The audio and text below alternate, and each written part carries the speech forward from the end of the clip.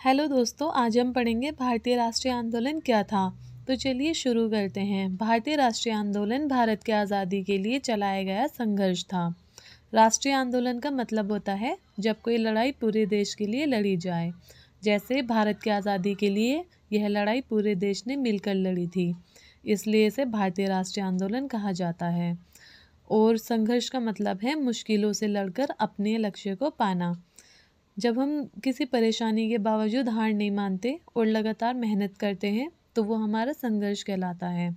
जैसे जब हम भारत के लोग अंग्रेज़ों से आज़ादी पाने के लिए कई सालों तक लड़ते रहे, जेल गए, इतने दुख सहे, लेकिन हार नहीं मानी, तो यह उनका संघर्ष था जो 19वीं सदी के अंत से 1947 तक चला। इस आंदोलन में भारतीयों ने ब्रिटिश शासन के खिलाफ एकजुट होकर संघर्ष किया। दोस्तों, जब भारत पर अंग्रेज़ों का राज था उसे ब्रिटिश शासन कहा जाता था। जैसे 1858 से 1947 तक भारत ब्रिटिश शासन का गुलाम था, जहां अंग्रेज़ी सारे फैसले लेते थे और भारतीयों को उनके हक से दूर रखा जाता था। और एकजुट का मतलब होता है जब सभी लोग एक साथ मिलकर किसी काम के लिए खड़े होते हैं तो उसे एकजुट कहते हैं।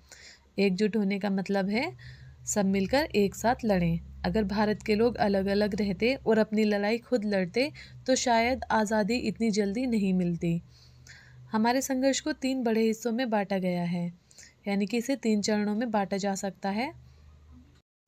पहला है प्रारंभिक दौर 1885 से 1905 उदारवादी आंदोलन। भारतीय राष्ट्रीय आंदोलन का पहला दौर 1885 से 1905 तक चला, जिसे उदारवादी आंदोलन कहा जाता है। उदारवादी आंदोलन का मतलब यह था कि हमारे नेता अंग्रेज़ों से झगड़ा नहीं करना चाहते थे। वे सोचते थे कि अगर हम शांति से अपनी बात कहेंगे तो अंग्रेज़ हमारी बातें मान लेंगे। इस समय भारतीय नेताओं ने शांतिपूर्ण तरीके से ब्रिटिश सरकार से अपने अधिकारों की मांग की। शांतिपूर्ण का मतलब होता है बिना किसी झगड़े या मारपीट के अपनी बात कहना। तो दोस्तों, हमारे नेता अंग्रेज़ से मांग कर रहे थे कि हमें भी उनके बराबर अधिकार दिए जाएं, जैसे कि सरकारी नौकरियों में भारतीयों को भी बड़े पद मिलें, अच्छी शिक्षा मिले और हमारे लोगों के साथ भेदभाव ना किया जाए। इसके प्रमुख नेता थे दादा भाई नेहरू, गोपाल कृष्ण गोखले और सुरेंद्रनाथ बनर्जी। इस दौर में भारतीय नेता सरकार से शिक्षा, रोजगार और प्रशासन में भागीदारी की मांग कर रहे थे। प्रशासन का मतलब है सरकार कैसे काम करती है, जैसे कानून बनाना, स्कूल खोलना और सुरक्षा देना। वे ब्रिटिश सरकार से संवैधानिक और अहिंसक तरीके से सुधार लाने की कोशिश कर रहे थे। संवैधानिक का मतलब है भारत के संविधान के अनुसार, और अहिंसक का मतलब होता है जिसमें कोई हिंसा ना हो, जैसे मारपीट या लड़ाई झगड़ा ना हो। तो महात्मा गांधी ने हमेशा अहिंसक तरीके से आंदोलन किया, यानी बिना किसी को नुकसान पहुंचाए विरोध करने को अहिंसक कहते हैं। दूसरा दौर था उग्रवादी दौर, जो 1905 से 1919 तक चला। तो 1905 से 1919 के बीच भारतीय राष्ट्रीय आंदोलन उग्र रूप में आ गया। इस दौर में ब्रिटिश सरकार के खिलाफ आंदोलन तेज हो गए। सबसे पहले 1905 में अंग्रेज़ों ने बंगाल को 2 हिस्सों में बांट दिया। इस फैसले से लोग नाराज़ हो गए और उन्होंने स्वदेशी आंदोलन शुरू किया। तो दोस्तों, सबसे पहले 1905 में अंग्रेज़ों ने बंगाल को 2 हिस्सों में बांट दिया था। अंग्रेज़ों का मकसद था कि हिंदू और मुसलमानों को अलग अलग करना, ताकि वे आपस में लड़ें और अंग्रेज़ों के खिलाफ एकजुट ना हो। लेकिन भारतीयों ने इस फैसले का विरोध किया और इसके खिलाफ स्वदेशी आंदोलन शुरू कर दिया। स्वदेशी आंदोलन का मतलब था कि भारतीय लोग विदेशी सामान का बहिष्कार करें, खासकर अंग्रेज़ों के सामान का, यानी कि अंग्रेज़ों के सामान को यूज़ ना करें, उनके सामानों को वो ना ख़रीदें और अपने देश में बनी चीज़ों का इस्तेमाल करें। इसके ज़रिए भारतीयों ने अंग्रेज़ों को आर्थिक रूप से कमज़ोर करने की कोशिश की। इसमें लोगों ने विदेशी सामान का बहिष्कार किया और भारतीय वस्तुओं को अपनाने पर जोर दिया, यानी कि जो भारत में जो वस्तुएं बनी थी उनको ही अपनाने पर जोर दिया था।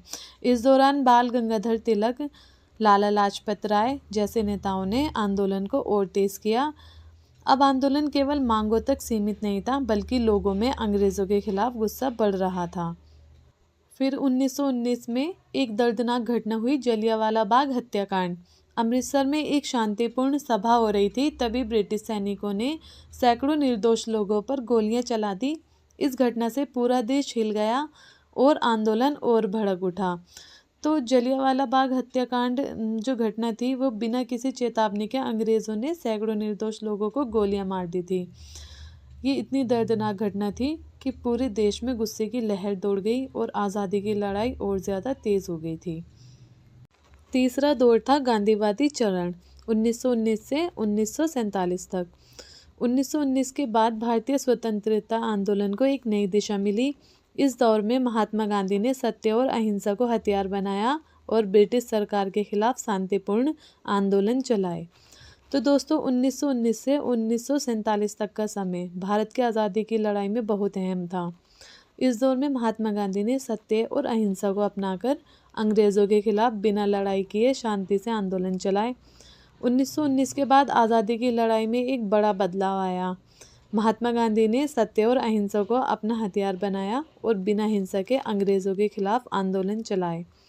उनका मानना था कि बिना हिंसा के भी आज़ादी हासिल की जा सकती है। इसी सोच के साथ उन्होंने 3 बड़े आंदोलन शुरू किए जो आज़ादी के रास्ते में बहुत महत्वपूर्ण यानी बहुत ख़ास साबित हुए, जिन्होंने भारत को आज़ादी के करीब ला दिया। तो इस दौरान 3 बड़े आंदोलन हुए। पहला आंदोलन था असहयोग आंदोलन जो 1920 में हुआ। गांधी जी ने लोगों से अंग्रेज़ी सरकार के साथ कोई सहयोग ना करने की अपील की। यानी इस आंदोलन में गांधी जी ने लोगों से अपील की कि वो अंग्रेज़ी सरकार के साथ कोई सहयोग ना करें। दूसरा था दांडी मार्च जो 1930 में हुआ था। नमक कानून के खिलाफ गांधी जी ने लंबी यात्रा की और लोगों को जागरूक किया।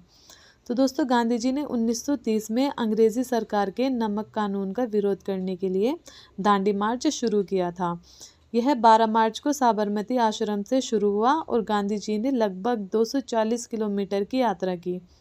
उनका उद्देश्य था कि भारतीयों को यह समझाया जाए कि अंग्रेज़ी सरकार का नमक कर गलत है और हमें इसका विरोध करना चाहिए। दांडी पहुंचकर गांधी जी ने समुद्र से नमक बनाकर यह संदेश दिया कि हम अपने अधिकारों के लिए संघर्ष करेंगे।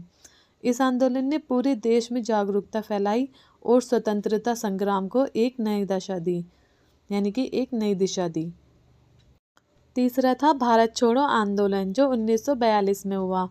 गांधी जी ने अंग्रेज़ों से सीधा कहा भारत छोड़ो। इस आंदोलन से आज़ादी की लड़ाई अपने चरम पर पहुंच गई। इस दौर में केवल गांधी जी ही नहीं बल्कि सुभाष चंद्र बोस और भगत सिंह जैसे क्रांतिकारी भी महत्वपूर्ण भूमिका निभा रहे थे। तो दोस्तों 1942 में गांधी जी ने अंग्रेज़ी हुकूमत से सीधा कह दिया था भारत छोड़ो, यानी ब्रिटिश सरकार को भारत छोड़ देना चाहिए। यह आंदोलन स्वतंत्रता संग्राम के सबसे महत्वपूर्ण मोड़ों में से एक था। गांधी जी का मानना था कि अब वक्त आ गया है कि हम ब्रिटिश हुकूमत से पूरी तरह से मुक्ति पा लें। और फिर लंबे संघर्ष और बलिदानों के बाद 15 अगस्त 1947 को भारत स्वतंत्र हुआ। यानी 15 अगस्त 1947 को भारत को ब्रिटिश गुलामी से आज़ादी मिली। आज़ादी बिना संघर्ष के नहीं मिली, इसके लिए हज़ारों लोगों ने अपनी जान दी और कई सालों तक अंग्रेज़ों का विरोध किया। आज भी हम 15 अगस्त को स्वतंत्रता दिवस के रूप में मनाते हैं ताकि उन बलिदानों को याद रखा जाए। और इसका निष्कर्ष है भारतीय राष्ट्रीय आंदोलन केवल स्वतंत्रता का संघर्ष नहीं था बल्कि ये सामाजिक और सांस्कृतिक बदलाव का भी प्रतीक था। इसने भारत को एकजुट किया और दुनिया को यह दिखाया कि अहिंसा के बल पर भी बड़े परिवर्तन किए जा सकते हैं। तो दोस्तों यह था भारतीय राष्ट्रीय आंदोलन। अगर आपको हमारी वीडियो पसंद आई हो तो इसे लाइक करें, शेयर करें और हमारे चैनल को सब्सक्राइब करना ना भूलें। मिलते हैं अगली वीडियो में।